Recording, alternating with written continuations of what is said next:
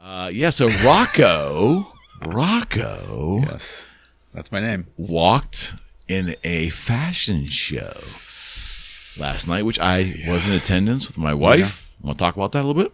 Sure, it was. It was my first time. It was, David Allen's celebrity fashion show. For Cuddles for Kids. It was a great event. I mean, we sponsored it the past couple of years. And I got to walk in it this year. It was definitely. I was super nervous. Super nervous. Fine. I was. I can get in front of a stage and talk to people off the cuff. The courtroom. No problem. But I'm I'm just going to walk and people are staring at me.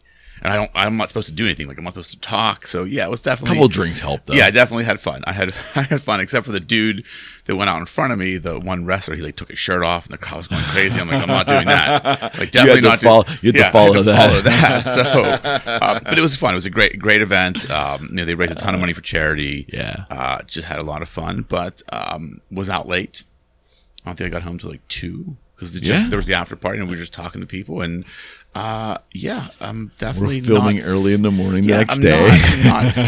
Obviously, there's some coffee and water in front of me. I'm not feeling my 100% best. That's okay. Just Here give me you a few are. hours. Here you is. I is here. Yes, you are. Lots going on. Mm-hmm. It seemed like some 14 days go by and not a lot happens, and then some 14 days go by and a lot happens, or at least is in the consciousness of society. Yeah. Right off the bat, I have to talk about 9/11 today. Yeah. We're actually filming it. Yeah. We're filming this on 9/11. Yeah. And, I don't want to get too deep into it, but I was reminded by just glimpsing at some of the old footage that was on the television last 2 days that, man, if that happened again, the weight of that happened now with this joker in as our president. And how divided the country is. That's the other piece, too. How divided we are. Think about that. I remember where I was when it happened. I was in law school. I was actually in an on-campus interview when the tower got hit. Because I remember coming out of my interview into the lounge of the law school and it was dead silence. And the people were just staring at the TV. No one knew what the fuck happened. And it was just and the second plane hit and it was oh shit. Then they told us, the dean came out and evacuated school, told us all to go home. We evacuated downtown Pittsburgh. But at that point in time, we weren't divided as a country. No, it was all about America. It was the most patriotic I ever felt. Through that whole yes, it sucked that it happened. That's America was we have this. We are stronger than this. If that happened today with the president we have, with how divided the country is, it would not be good in my opinion.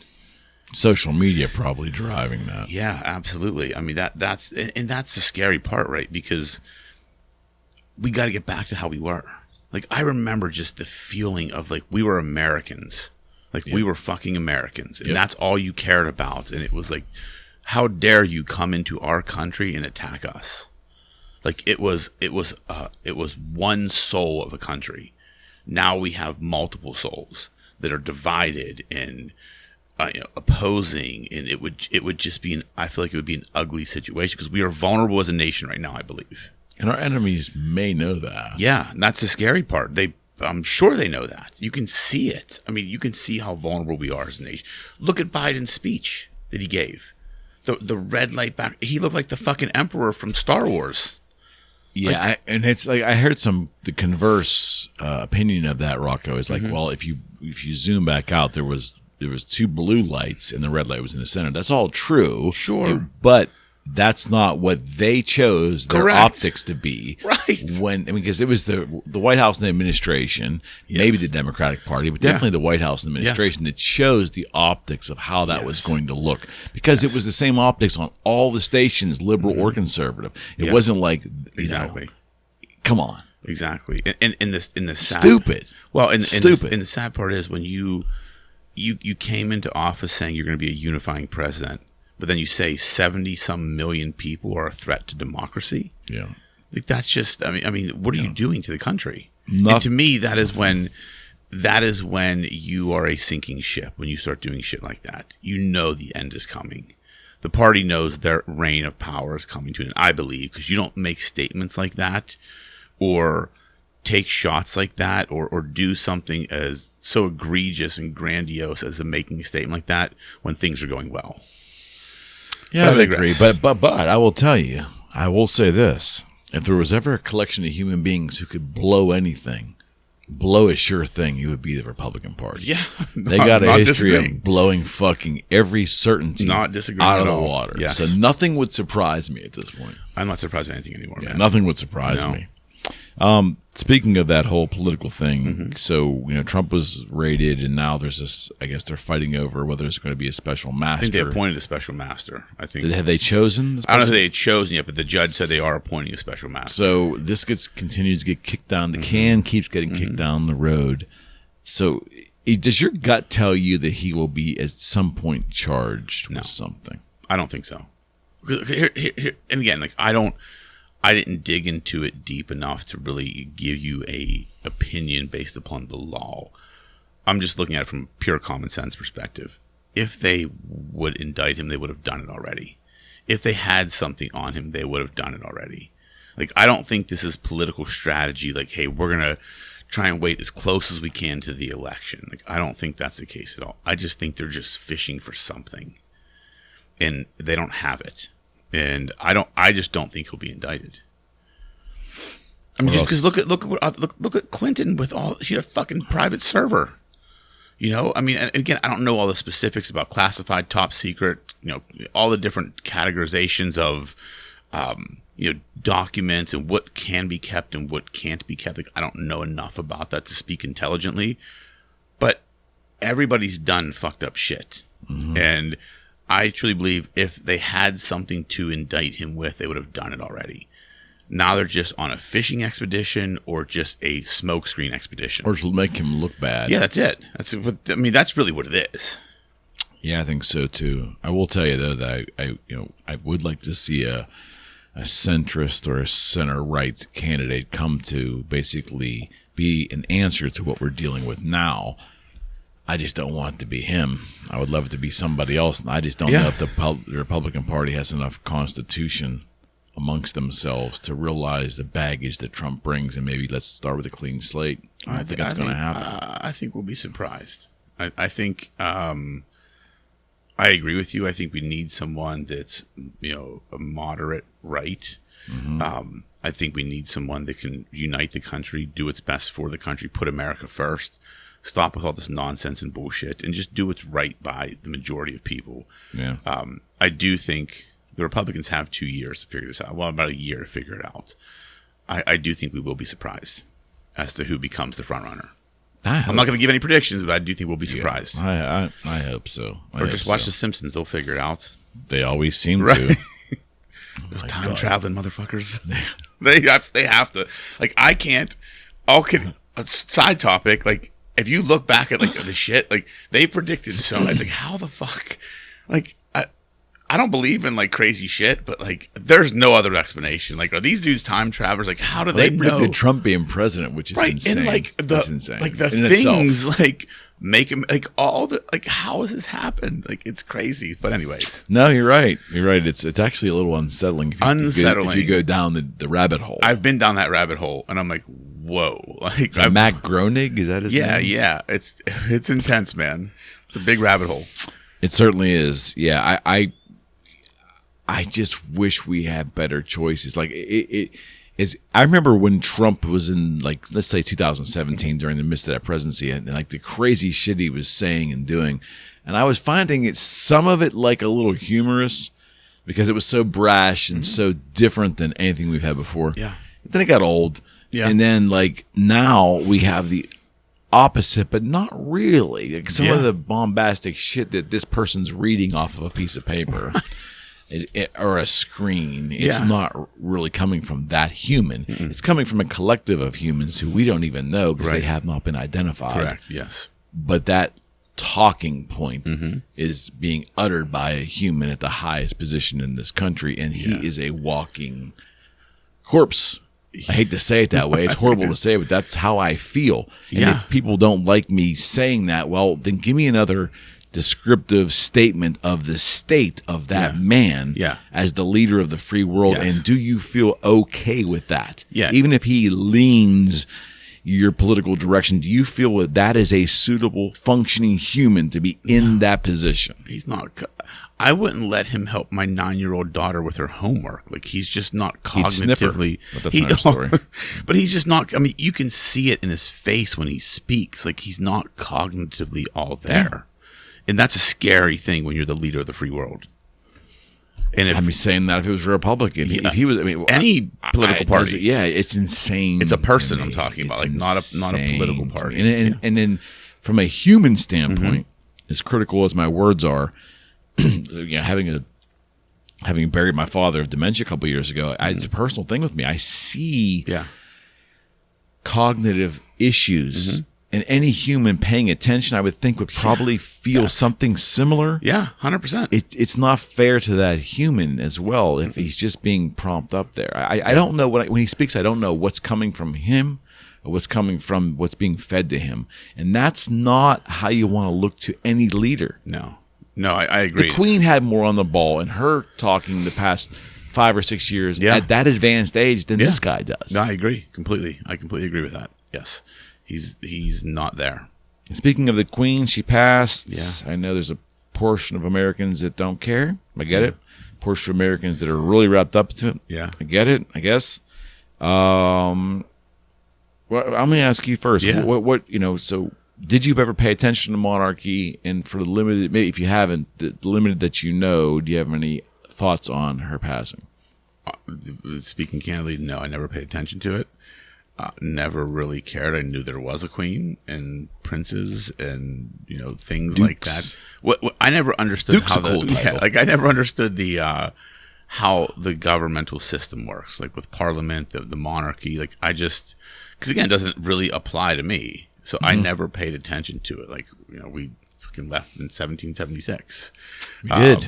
So it's, they ended up being our strongest ally over the centuries, right? Yeah, and again, crazy. I think it's interesting to me because, like you said, there are a lot of people that are enamored by it, the celebrity of it, and that's it. And it's like, okay, but why? Like, who gives a shit? Like, no, I mean, and I get like there's history and there's regalness to the whole thing, and but I don't really care, honestly. Yeah, and I've always kind of waddled having a fascination with how ingrained it is into British life, but yet how little impact the common folk of Britain have on the monarchy outside of helping to pay for it. Yeah.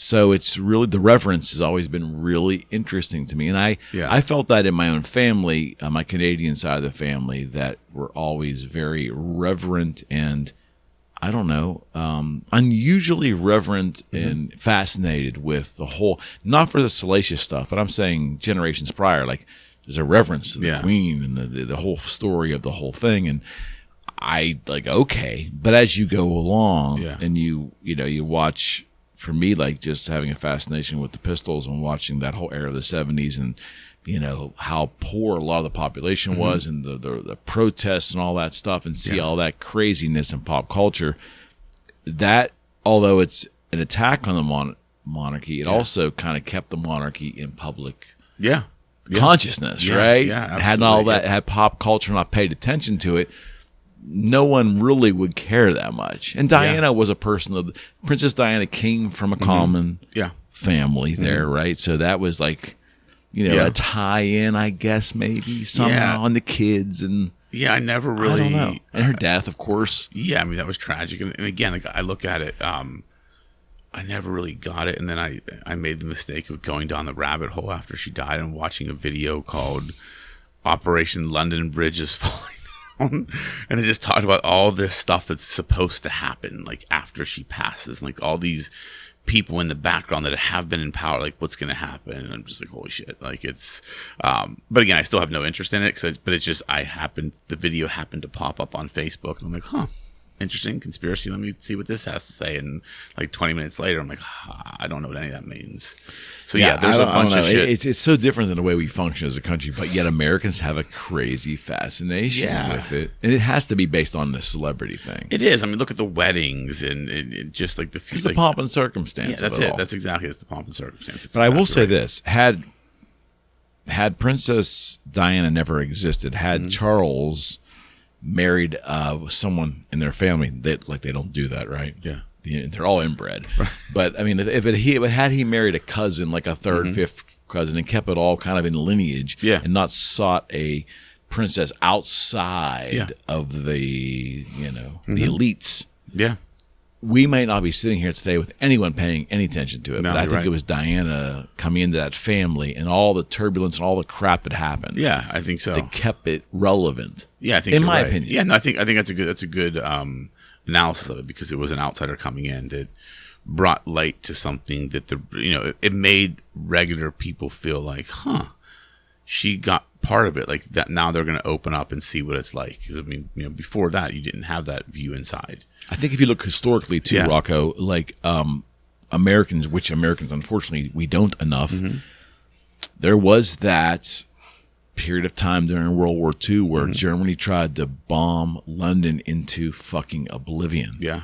And that was, the monarchy was something they held on to. And then Churchill was the prime minister, of course, but the monarchy, they held on to that. And that's still in the consciousness somewhat of society. That's as the generation leaves us, it's going away. But I want to speak a little bit about what the monarchy does do, I think, positively for the folks in the UK, and that is it's an immediate awareness of their patriotism and their need for patriotism. It's a tie to their patriotism in a way that maybe our political system doesn't do.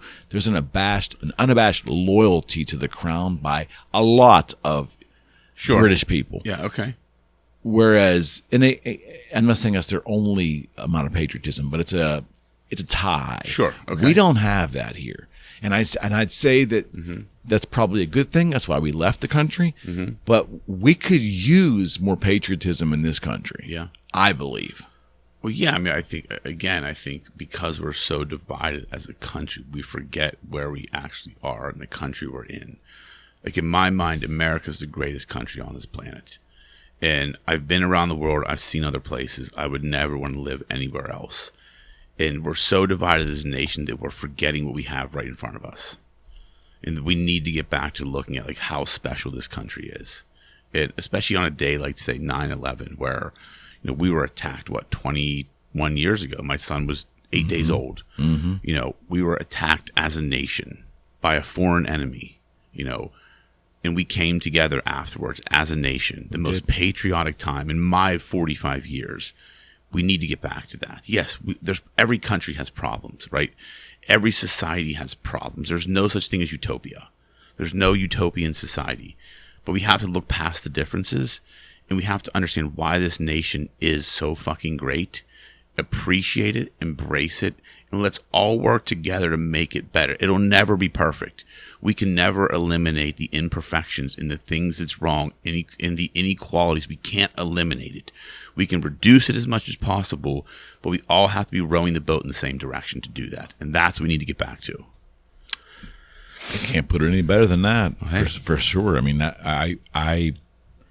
it's actually personally sad to see how far we've fallen from any form of unity that we did have after 9/11. Agreed. I mean, people were driving around with flags in their pickup trucks. Not only that happens in Alabama, but there was flags in every yard.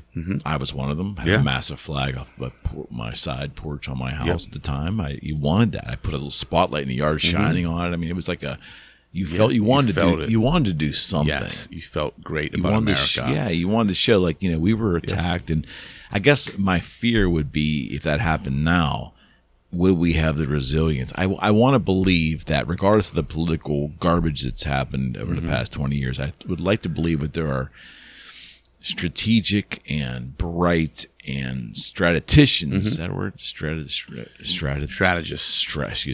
Strategists within our military complex that would help us rise and defeat this nonsense. But it all comes from leadership, and I'm not real confident that we would have the effective measures initially out of the gate. People used to say, I don't know if this is true, but it was a good thing that it was Bush there in that capacity as opposed to Gore, because Gore would have had a think tank for 3 months to decide what to do. So I mean, you can make all those arguments, but I would take Gore any day over Biden. Yeah, you see what I mean? Like Gore was well more equipped. Yeah, you see what I'm trying to say? Yeah, but the problem too that I see with this country is, if we got attacked, 40% of the country would blame us for getting attacked. Like, oh yeah, that's a sad thing to say, but I think you're right. I'm 100% right. Like that's what would happen. It'd be, or we'd apologize for being attacked. Well, we're sorry we upset you. Like, no, that's not how it fucking works. But that's the state we're in right now. There are strong and brave men. I hate to be generous here, but let me say what it is, that are doing things now covertly within our government and within our military and our CIA and our FBI, who are out there doing the unpleasant tasks, keeping terrorism at bay and protecting this nation. Yes. And I'm certain there's women in that infrastructure too. Yes. But I am glad that there are those people willing to do the uncomfortable things to keep us safe. Yes. And I know a portion of our society doesn't want to admit that any of that's going on. Exactly. Right? But that's the stuff that's keeping us from having another 9/11. And we just got to fucking face. You may not like it. Yeah. And you may not want to talk about it. That's cool. Yeah. But don't not acknowledge that it's going on and actually be grateful for it. Exactly. That's where I'm at. Yeah, I completely agree with you. Completely. Well, gas prices have come down a little bit. Aren't you happy? Yeah, I mean, they've definitely stabilized. I mean, they're still not where they were, but I guess we'll never probably have that again. But now they're back up. Actually, they're actually now going back up again. I noticed that too. So it's a teetering problem, and it's great that it stabilizes. You haven't bought your Tesla yet? No, I'm not. I'm not an electric car guy, man. I mean, and look at California. I mean, they're getting rid of gas-powered cars, and now they're saying, hey, don't charge your electric cars. You're taking up too much energy on the grid. It's like, what the fuck? Let's talk about California for a second. So I spent a amount of time in California in the mid-2000s in the guitar business. I fucking loved it. Everything about I looked forward to it every chance I got, whether it was a trade show or I would go out and work with Bernie Rico Jr., a builder of guitars out there in Hesperia, California. I spent time in San Diego, some time in San Fran. I just loved it. Now, granted, I was aware of some of the ills that were there, but you maneuvered your trip in a way where you went to the safe places. Yep. You had fun. The wine was great. The driving down, is it Highway 1? Yeah. I just loved everything about California. Did not want to live there. Right. Always glad to come home. Yes. But enjoyed it. Yeah. I wouldn't go to California right now. Even San Diego, which I think can be one of the most beautiful places imaginable. Yeah. I wouldn't go there. I don't like what's going on. I don't like their leadership. I don't like the amount of crime. And I just wouldn't feel safe. I think I told you off camera, I got a great friend of mine from years prior who runs a very successful merch business in San Diego. Salted the earth people, him and his wife. They love their state. They love their town. They love the Coronado and the beach and all of it. And the culture. They're ready to move to Arizona or Nevada because of the taxes, but most importantly because of the crime. Yeah. That's unbelievable. The fact that I know this guy so well and I know how he feels, the fact that he wants to move his family from San Diego out of the state. Yeah. That was a tell to me. Well, yeah, I mean, the state, super high taxes. They can't fix the energy grid. The crime rates are all-time highs. Their homelessness, all-time highs. Who wants to live there? I mean, look what's happening. People are going to Texas and Florida, Arizona. They're migrating out of the state because it's so ridiculous that, the drugs, the public drug use is insane. Yeah, it's like how, again, they're just, I always say when I talk to clients, I say California is a counterintuitive state. What you think is logical does not work in California. You have to think completely. When it comes to employer-employee relationships, it's just so counterintuitive out there. They make everything difficult. Again, the whole gas-powered car, right? They put legislation in place to eliminate gas-powered vehicles by a certain date. And it's like, okay, now we have to have electric cars. And just this week, it's like, hey, you can't, don't charge your electric cars. Like, people are using generators, gas-powered generators, to charge their electric cars in their driveways. Like, the irony of that is fucking comical. That's where we are. And then Gavin Newsom is considering running for fucking president? Like, are you shitting me? He's running ads for his gubernatorial run in Florida. Like, my mind just wants to explode. So, because people from California left Florida, so they can probably still vote in the California election. That's probably why he's doing it. Too, or he's making a primary run for presidency. This is a man. He's a shitbag. The country was vehemently against in so many, from all parties, all philosophical, political viewpoints. Yeah. 5-6 months ago, and now he's resurrected himself in 5 months. I don't know how he's I think he's delusional. I think he's delusional too. Yeah, I think he's a delusional guy. San Francisco is an absolute beautiful town at its best, but right now the stigma of the open drug use, the open defecation, the open nonsense, the skid rows that are popping up all over the place. I mean, I had a chance to drive through Skid Row in 2009 or 8, and it was something to see back then. Yeah. But it was confined to about a block and a half, 2 blocks, I think. Supposedly now, it's incredible. Really? It's like a city in and of itself.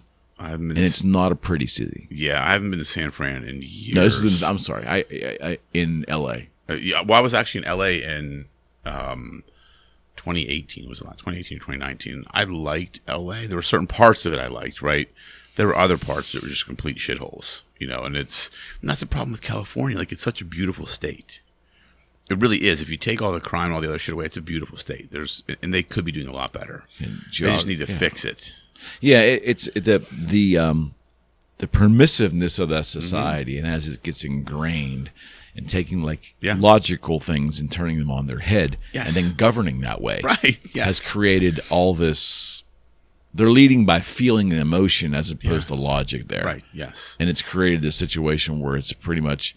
But the funny thing is, they keep electing the same, philosophical folks in there. But that's why the population is decreasing there. People are leaving, so this is fucking ridiculous.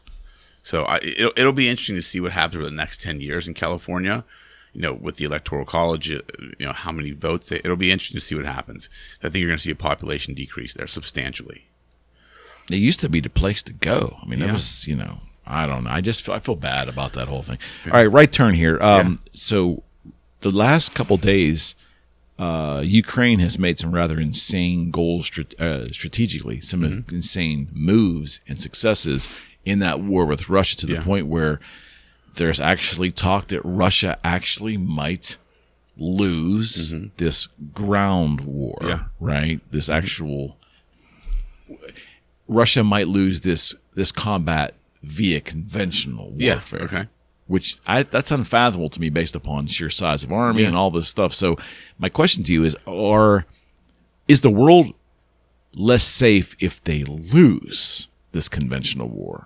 Or do you think it would be healthy for Ukraine to take that territory back? Well, I think the potential, if Russia would lose, there is potential for greater danger. Because I do think Putin will go off the fucking handles, or go off the rails, excuse me. Just because he hasn't already. But I think now, getting to a point where you have to retreat as a larger nation in a ground game that you thought you were winning from the beginning. Which is what's happened this past week. Right. So I think it'll just cause him to just do something, potentially do something of graveness or of a catastrophic nature. And that's the scary part. So I do believe, to answer your question, I do believe the world is less safe if Russia has to retreat. At least from my perspective, right? Like, just knowing what I know about the personalities involved, Putin, and what could potentially happen. Like, I think he will not lose gracefully. Put it that way. Oh, I would agree. Yeah, it's frightening. He's not going to take his ball and go home. He's going to blow up the fucking. What does your gut tell you how that's going to end? What's your gut tell you? The whole thing, the whole war. How's it get solved? I don't know. Or is this going to be a 30-year war? That's a good question, because I don't. Again, speaking candidly, I don't care enough. Let's just be honest. Like I'm not invested. I don't think most Americans do anymore. Yeah, like I'm not like it was popular for people to like, I support Ukraine. I support Ukraine, and then those people just went away. Like they support something else now. So I never from the beginning said I support it, because I don't know enough about the geopolitical side of it, why it's happening, all of the ins and outs of it. So I don't know, honestly. The Queen. Well, yeah, I mean, that's the popular thing to do this week. I mean, and again, and this is the problem with another aside, but this is the problem with social media, right? People just do this because they want to feel part of something. Like, but they don't if you ask somebody, okay, well, explain to me why you support Ukraine. Like, what actually do you support? They don't fucking know. I've had those questions, or I've had those conversations with people. I'd rather people just be authentic and say, yeah, it sucks. I feel like they're like getting bullied. That's why I support them. Okay, fair statement. But people are just, they share an article that was from like 5 years ago, and it's just ridiculous. And that's they can't articulate their beliefs. Correct. And one of the saddest things is when someone claims to believe anything, but they can't articulate their stand. Most people can't articulate their beliefs because they haven't fundamentally believed anything. They've fundamentally followed others' beliefs, but they haven't assessed and made their own beliefs part of them. That's why they can't articulate it. Like, there are certain things like this, I'm indifferent. Like, I can't say one way because I don't know. I'm indifferent to it, right? Mm-hmm. There are other things I believe very strongly about that I can sit here and, opine on over and over again. But the war in Ukraine, like, I don't know enough about it. Like, I don't care enough about it. I'm sorry. I just don't. 100-mile view as you step back in society. What's really become difficult is to realize that we are being spoon-fed and told what to believe and how to live more than any time in modern history. Yes. And whether you blame social media or that mechanism of this social media, we're not thinking for ourselves. No. People don't have conviction. No. And the thing I hold true to my heart is the concept of personal philosophy. And I'm used to people looking at me sideways when that comes up in conversation. Mm-hmm. I expect it. But now more than ever, when you say, what is your personal philosophy? Or if you even inquire about it or ask them, have you thought about your personal philosophy? I mean, it's so far over most people's heads right now. Not that it's a complex thing to understand. Mm-mm. They absolutely can understand it. Right. But they choose either not to or they've never given any thought of what they actually believe. And now you have a population that does not or is not grounded in any kind of personal philosophy. Right. That's frightening. Yeah. To me. It's very frightening, and I think it has to do with our attention spans, right? 10 years ago, we had a longer attention span, right? So we could think through things at a different level, right? We could think a little bit deeper because we had the attention span to do that. Once technology came into the picture and social media, our attention span started constricting. So now media companies look at, little attention spans, I can feed them exactly what I want them to think because they don't have the time or the attention to think deeper. Manipulation. It's pure manipulation, because that's why, like, you and I talk about this all the time, about having that second level thinking. Like, I think for a living. That's my job. So I'm always thinking. Sometimes I overanalyze things, but that's given me the ability to create my own personal philosophy, to look at things from different perspectives. Most people, unfortunately, that attention span is 5 seconds. So if I can tell you this is what you should believe, they're like, makes sense. Okay, I believe that. But do you? And it's manipulation of the mind. That's really what it is. 100%. Another right turn. Yeah. You familiar with Jan Wenner? He's the publisher. I don't know if he's the founder of Rolling Stone. He might be, but he's definitely I've heard of him. CEO, publisher, or whatever. I'm just going to make a comment about that. He is someone that's always stuck in my craw when it comes to music or popular culture. There's a level of pompous and arrogance with this dude. Okay. And I guess he's near the end of his career. He's graced us with an interview, which is making the rounds on the media right now. But, it's that kind of high-handed arrogance that is fascinating to me, that, certain people, like they used to say that about Clive Davis when it came to music in the 60s and 70s. He was the one who engineered the sound, and he was the one that engineered and kind of dictated to the public what they should be listening to. Yeah. I think if creativity comes from a place, Rocco, of like uniqueness and power, that's great. But when you try to craft a narrative, whether it's in anything, and then claim responsibility for culture, it's pretty fucking pompous. Like he's basically saying, because I didn't like a band, I didn't put them in my publication, and I did my best to stomp them out of existence. That's the arrogance that this person has. Yeah. It eats at my craw at everything I have, and that's why this guy's always bothered me. And I'm hoping he's just finally going to go away now. I hope I'm on my soapbox. Listen, I hope that for you. I mean, it's and the magazine's always been so slanted in an ultra left liberal thing where they never gave a different view of moderate shake. Yeah, I mean, fuck that dude. Yeah. Okay, fair enough. Jan Wenner, can you just fade away, pal? Just fucking fade away. Yeah. Never met you, but fuck you. Yeah, right on. So back to the Queen for a second. Okay. So you're aware of like Prince Harry and this Meghan Markle is her name? Yeah, she's from Suits, the show I used to love watching. Okay, yeah. So I know her. So they left and moved to the States. Mm-hmm. Some people think it's because Harry knew he was always going to be second fiddle to his brother because of lineage, and he didn't care. Okay. He always kind of had a feisty nature about him, supposedly. Okay. But then they've left, and now they have, him a little bit, I think, but she has definitely gone full bore against the monarchy with a lot of accusations. Mm-hmm. Yeah. I don't know if they're true or they're not. But is any of that stuff, I mean, obviously I'm not saying you're fascinated by it, but it's on your radar, right? Like, what do you think about that idea of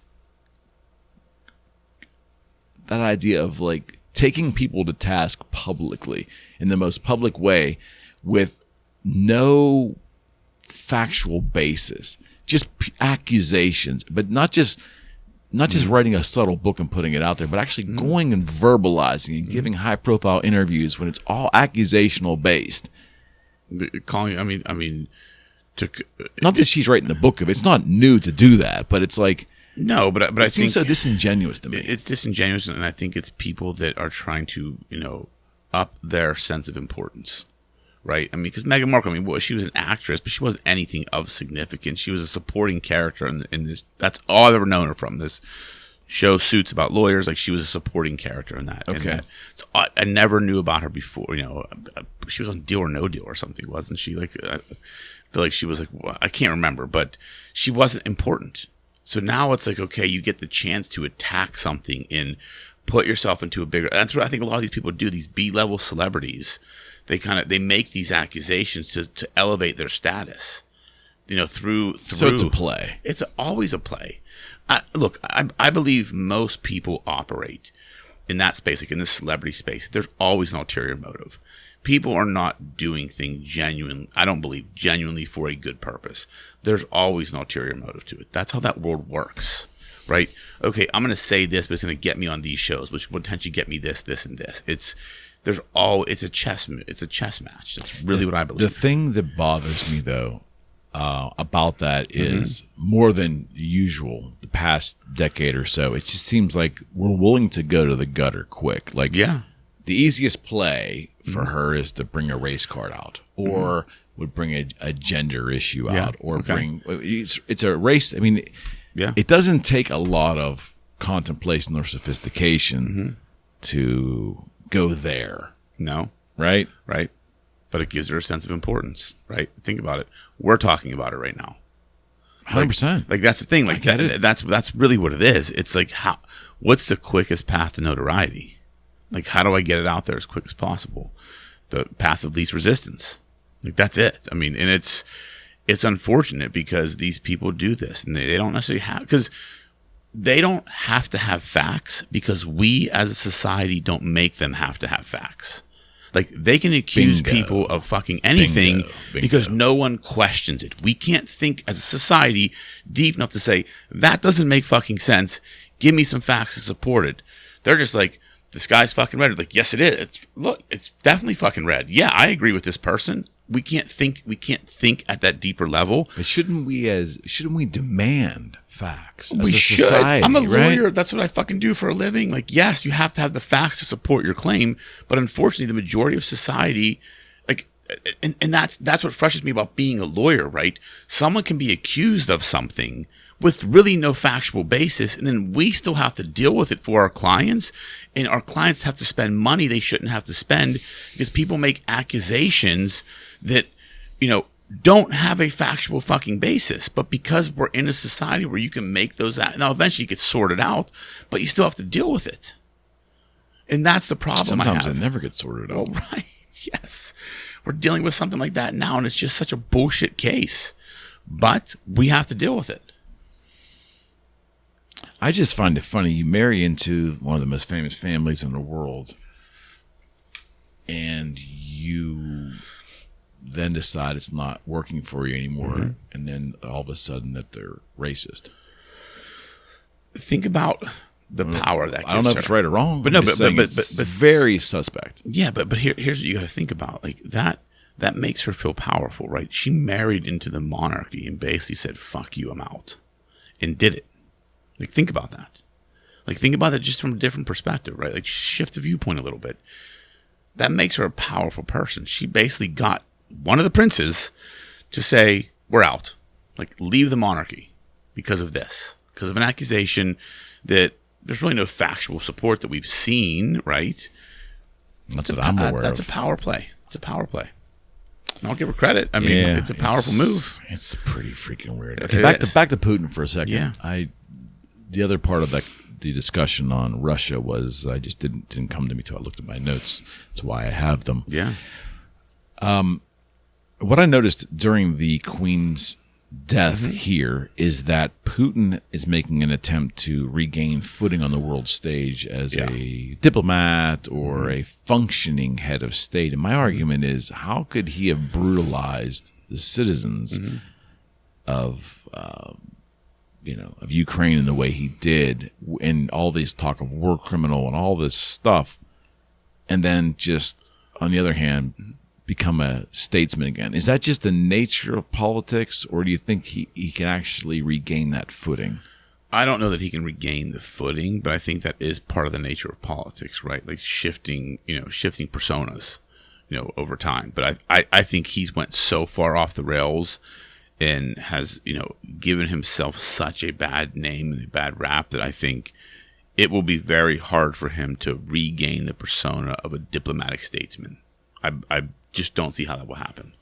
I mean, he's not doing what Hitler did in terms of like putting people in gas chambers and killing them.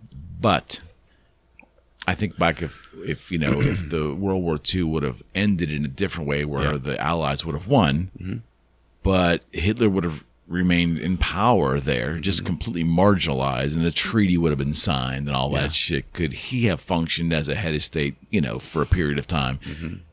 You know what I'm trying to say? I mean, I think don't get me wrong, I think it was definitely worse of an atrocity, but I'm trying to find some comparison. You see what I mean? Like it's and my answer would be there's no way Hitler, probably the most evil human that ever walked the planet, should have been permitted, I guess permitted is the word, to function as a head of state after he did all that shit. Correct, yes. And I kind of looked at Putin in the exact same light. Like, would the people of Russia permit that? And would we give him a stage in the world at that point? Yeah, that's a good question. Like, I don't know the answers to that because I think... Is that moral relativism? It is more relativism. And I think where we are with the situation right now is we don't know enough. Like, history always tells the full story. Like, we're in it, so we don't know what the full story is, right? So we can look back at Hitler and say, yeah, that was just fucking terrible. And this is why this happened or this happened or this. Like, here, we're in the midst of it, right? We know what social media and the media has told us why the Ukraine thing is happening, but is that the real? Like, history will tell us the real reasoning. So I don't know. Again, I don't know enough about it to articulate an intelligent response, but I think we're still too early to determine anything. So we're a couple months out from. Actually, we're 2 months out, just about to the day of the midterms here for what they mean. And like we mentioned, there's never been a collection of human beings on the face of the earth I have less confidence in than the Republican Party to ruin a slam dunk. Yes. Okay. But it looks like in some parts of the country that might happen. I guess my overall statement to you is, do you think that the abortion ruling is a strong enough single issue to stop a change of, federal power? No, I don't think so. It hasn't even really been talked about much anymore after the whole initial shock of it, right? I think there is so much other shit going on that affects a larger, segment of the population. Inflation. Like, just look at what's going on financially. Like, people are hurting financially right now. People vote with their pocketbooks. They yell and scream and kick with emotion, but they vote with their pocketbooks. That's what I believe. And I think when they have to, so let me reverse that, because in the 2020 election, we voted off emotion, right? There was people just voted someone out, emotionally voted him out, right? Now I think, because the country was going well, like we were in a good spot. Like, we weren't financially fucked. Like, there wasn't, we were in a good spot, right? I mean, yes, COVID was going on, but people felt good about the country. Totally different, 2 years later. I think people will vote less with emotion and more with how it actually impacts the dollars of their family. In the abortion issue, yes, it is an issue, right? And it affects certain people. But I think there are other issues that affect the pocketbooks of certain people at a larger scale, which I think it's called fucking survival. Correct, survival, yes. And I think that will have a larger impact on the voting come November. Okay. That's my prediction. So I want to, before we wrap up, I want to turn you back to something you talked about earlier and see if you'll extrapolate on that. Okay. You said about who ultimately will be the Republican candidate. Just wait and see. So let's talk about that. Okay. You think it might not be Trump? I'm not 100% sold on Trump right now. I think yes, he wants to run. I believe he wants to run, right? I believe there's talks of him running. I think there's a lot of baggage that comes with him. Do you think? I think I've always said I saw two strategies. I saw Trump running with DeSantis as a VP, hoping to get 12 years, right? I also see DeSantis being the one to run, because there's something about, he has the X factor, in my opinion. Like, he's charismatic, he cuts through the bullshit, he's Trump-esque, right? But he's not Trump. Mm-hmm. And I think people like him. I think he says it like it is. He doesn't bullshit people. He's a little bit more political than Trump was. He's a little bit more, more tamed down. He's got a good record to run on. He's got a good record to run on. He calls people to task. Mm-hmm. Like, he doesn't just believe people or take things at face value. He investigates and does what's best for his people, not what everybody's telling him to do. I tend to think, depending on how these elections go in November, it may be DeSantis. That's what I believe. So would you agree, for that to happen and for him to be successful, Trump needs to come into that camp? Yes, I would agree. Yes. And needs to help him. Yes, I agree. Do that, which that's where the ego part of Trump. It's hard to kind of imagine that. Not that he couldn't do it. Yeah, that's the scary hard to part. Imagine 100%, and that's the scary part. And here's the other piece, like all the shit that's going on with him, right? Like the raid and this and that. I think the Democrats think that that's going to help them. It's actually going to hurt them, I believe, because one, if they can't indict him on anything, all they've done is piss off a bunch of people, right? A bunch of Americans. And I've seen tweets, I've seen posts of people that lean left. Oh yeah, that have basically said, if the fucking Justice Department, FBI can do that, like, I want Trump to burn this motherfucker down. Mm-hmm. Like, people have posted shit like that. So it's infuriated people, just the way this whole thing was handled, because it is, I mean, in my opinion, without getting into all the details, I do believe there's a political motive behind it. It's not purely unbiased. Well, it's easy to see. It's very easy to see. I don't think any prior president, none, Obama, Clinton, Bush, any of them, would want the same scrutiny put on their documents or anything relating to their exit of the White House. Yes.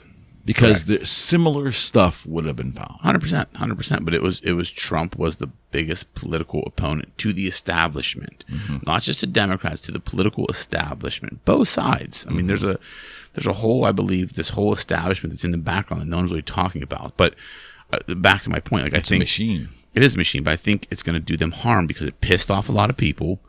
It's firing up the base, and either Trump's going to come at it or he's going to back off and say, you know what, I'm going to do what's best for America. Because I do think there's part of him that would do that. I think he would put America over ego if he really takes a step back and thinks through it and sees what the people want. I think he would be the person that says, if DeSantis is the right guy to fix America, put him up.